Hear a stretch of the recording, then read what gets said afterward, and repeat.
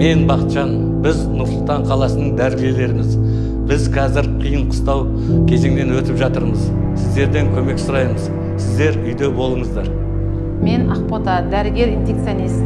Қазір маңызды кезеңдердің бірі. Бұл жаттығу емес. Бізде бір ғана мүмкіндік бар. Үйде болуларыңызды сұраймыз. Я Акмарал, врач-инфекционист.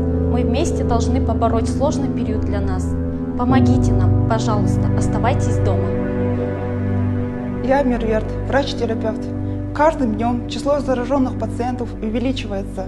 Не будьте одним из них, будьте дома. Мен Жапаргүл, аға мейірбике. Медицина саласында 20 жыл қызмет атқарамын. Менің балаларым үйде отыр. Сіздердің балаларыңыз ше? Үйде қалуларыңызды сұраймын. Мен Нұрбол, дәрігер-реаниматолог. Біз үшін сіздердің өмірлеріңіз маңызды. Денсаулықтарыңызды сақтаңыздар. Үйде болыңыздар. Я Ержан, врач. Успех борьбы с заболеванием зависит не только от врачей, но и буквально от каждого гражданина. Пожалуйста, оставайтесь дома. Я Нуржан, врач скорой помощи. Вы слышали моих коллег?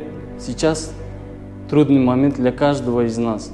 Пожалуйста, просим всех оставаться дома.